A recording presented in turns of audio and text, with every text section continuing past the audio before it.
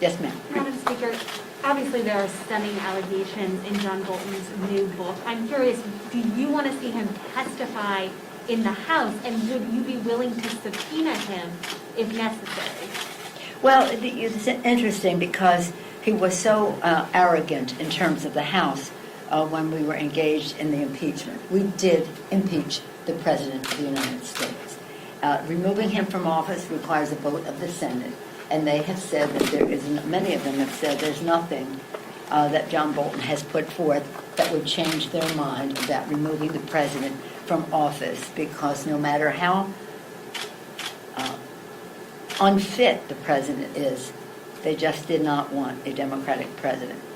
President Trump, by dint of what we saw in the impeachment, by what others are being quoted as saying in terms of leaders in the President's own administration, President Trump is clearly ethically unfit and intellectually unprepared to be the President of the United States.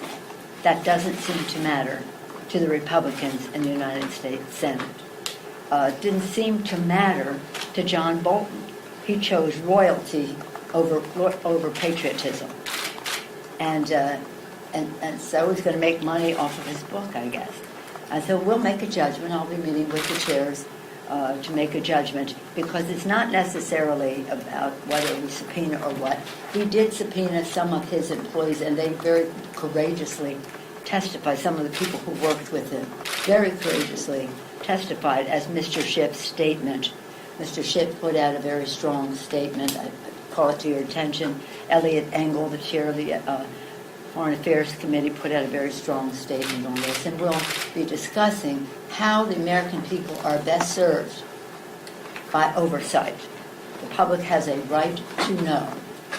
As you know, we're waiting for the court to decide, maybe by the end of this month, as to whether they will support what our founders had in mind, the separation of powers, 3 separate co-equal branches of government, each a check and balance on the other. That is what is at stake, and it's before the Supreme Court now when it comes to subpoenas being respected by the executive branch.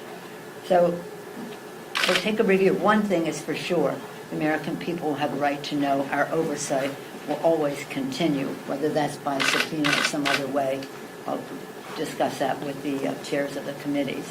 Given what you've seen in the book, though, do you have any... I haven't seen the book.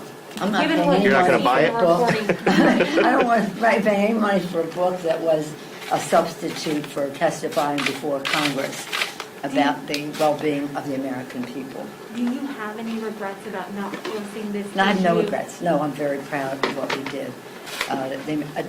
Decisions were made. So for somebody who's trying to keep the con going with the right wing of the Republican Party by criticizing us for not subpoenaing him when he said he wouldn't come in, he'd only go to the Senate, where he knew the Senate would not subpoena him.